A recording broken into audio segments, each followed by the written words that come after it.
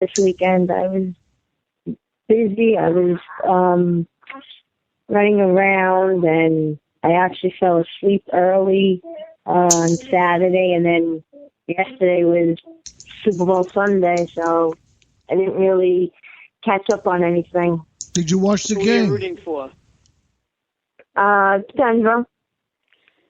So we got 3 out of 3 here. Everybody's happy. Oh, I'm very happy. My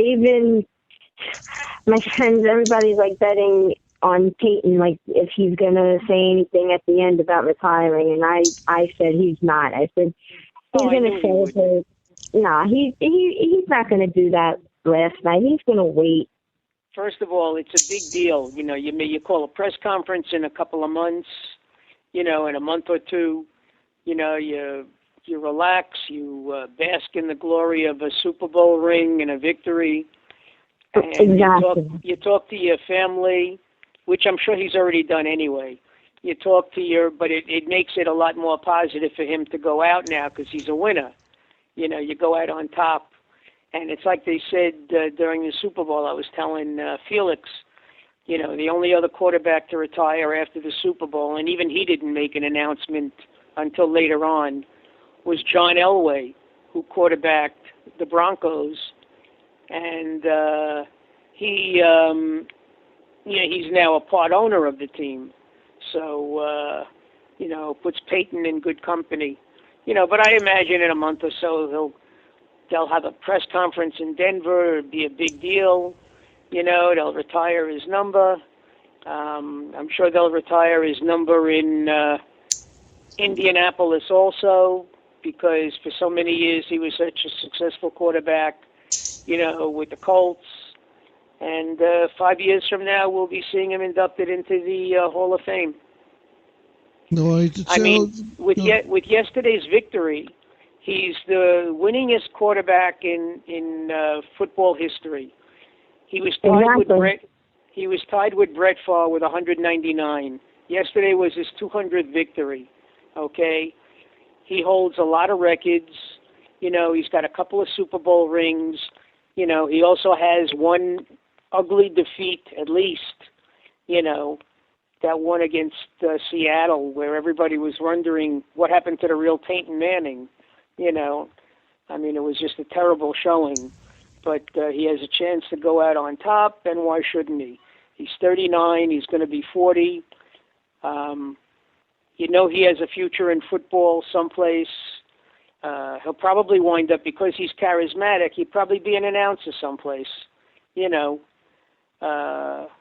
And I don't know about being a coach or anything, but that's further down the road, you know. But I'm sure he'll be picked up by, you know, one of the major networks, you know, or ESPN, and he'll do commentary. So it'll be fine. Hey, listen, I'm certainly not crying for him. The man's a multimillionaire. Yeah, but when you think about the Manning family, you think about a dynasty. You know, it all started out with Archie. And it's like the Bush Peyton. dynasty. Well, I guess so. Only I don't know what W added to the dynasty, but you know. Or Jeb. But, well, you know, the problem with Jeb, you know, when he talks, yes, he's a conservative and everything, and the only one he's really talking negative about is Trump and Rubio. You know, I mean, I think Rubio, you know, punched him below the belt during one of the early debates when he said something about, you know, the only reason Rubio said to him, the only reason you're saying anything negative about me is because we're running for the same office. You know, that was really a low blow, you know, because Rubio was a protege of Jeb Bush, you know, and that was really a dirty thing to say, you know. Listen, I got a kick out of every station repeating what Rubio was saying, how many minutes apart he repeated himself. Yeah, then they wondered if he was even aware of the fact that he was doing it, you know. Yeah, he looks. And the bottom line is they keep bashing Obama. Okay, the bottom line is they're going to be running against either Hillary or Bernie Sanders. Mm-hmm. Obama has nothing to do with this, but it seems like all they're doing is talking about Obama's record. Well, that's the thing is, because from what I see, the reason why they're doing that, and I could be wrong. Listen, whoever comes in next has to fill Obama's shoes, so they're going to be next in line, and because they're not in office yet, they have to put their digs in because they know that once they're voted in, it's up to them to defend themselves against the people. Not just also they're all tying in. They're all tying in Hillary with Obama being both in the same team, and politics and their policies. The only thing they're saying about that is that a vote for Hillary is a vote for a third term for Obama. Exactly. Okay. But the bottom line is, think about this. When Obama took office, unemployment was over 10%. Now it's down below 5%. Okay. Now we're not talking about people who have given up. Okay. Just in general. Okay.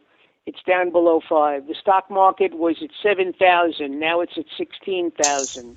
Well, it's probably below that. It's probably below that. What? It's probably below that now, isn't it? No, it was as high as 18,000. It's below 17, but I don't think it dropped. It did drop a little bit below 16, but then it came up again. I don't know. But either way, it took another hit today. It doesn't make a difference. It's still twice as high as it was then. Okay, the auto industry was failing and on the verge of bankruptcy. The auto industry had its best year last year. Okay, the only thing that the Republicans keep bringing up, which is true, is a lot of industry is moving out of the country to other places where labor is cheaper, where the taxes are cheaper, because they keep talking about, the Republicans are talking about revamping the tax structure, the business tax structure, to keep companies here. Trump keeps saying that he has a plan to bring companies back. Maybe he does. I don't know. He is a businessman, and I'm sure he would love to see, business taxes go down,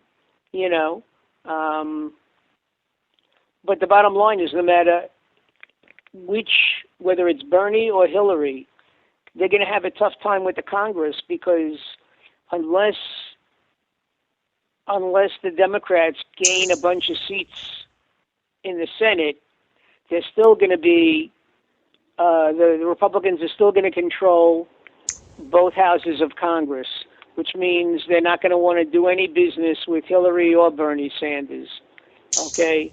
Obama tried to reach across party lines, but if you listen to the Republicans, they say he didn't. And they try to point to executive orders, but the bottom line is Bush had signed a hell of a lot more executive orders than Barack Obama did. And if a Republican comes into office, he's going to overturn all those executive orders anyway.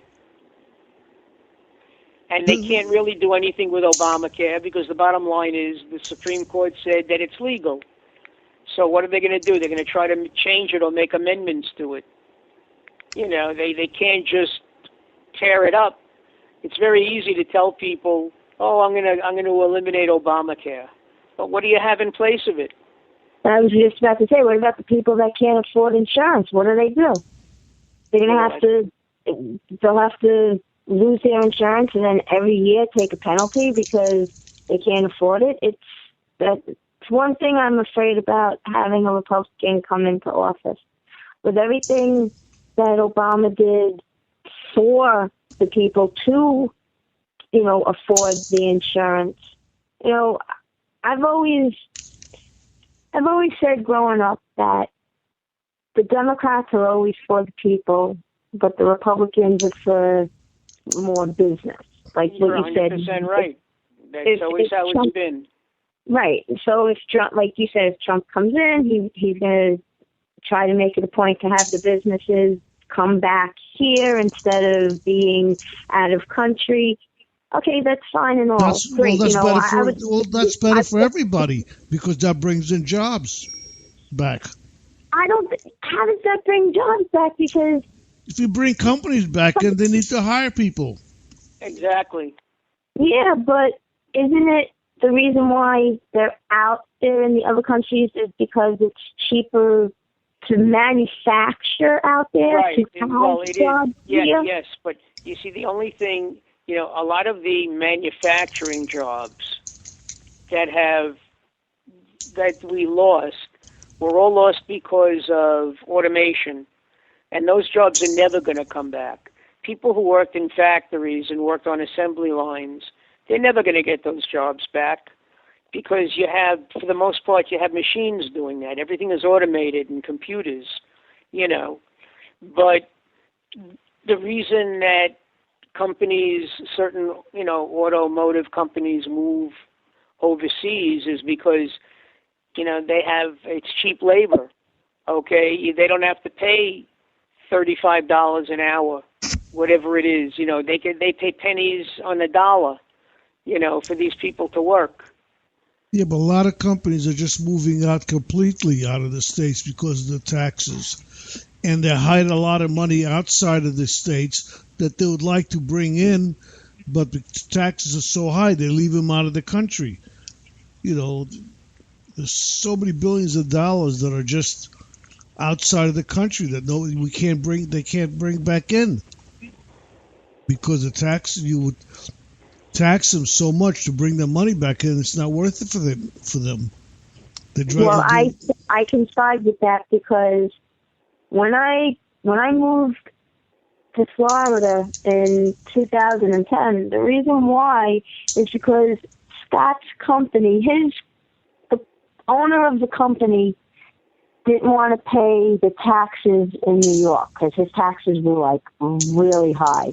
So he wanted to move the company to Florida. And that's why we moved to Florida, because of his job. Yeah. And I get it. I can understand. Businessmen, you don't want to pay taxes. You want to go down.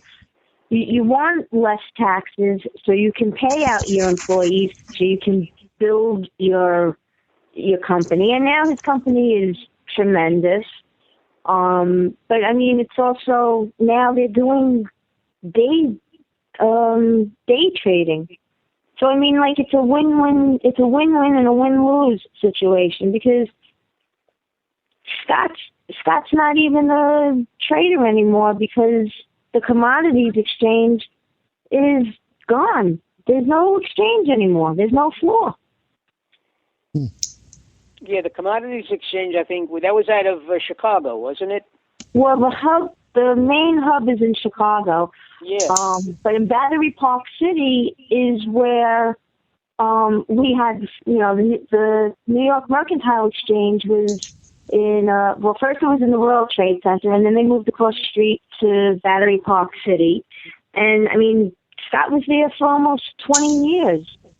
And that was before he made the change to the company that he was working for. He took a buyout and started to work with this guy and became a trader with him. But it's gone. Pretty much it's all in Chicago now. Yeah. That's all a money-saving thing, I can't begin to tell you how many supervisors and managers that I know of through Scott that no longer have $100,000 a year jobs that are working in Home Depot or Target because, let's face it, it's the only thing they knew and they couldn't get anything else and they're working minimum now. It's a shame. That's the hard.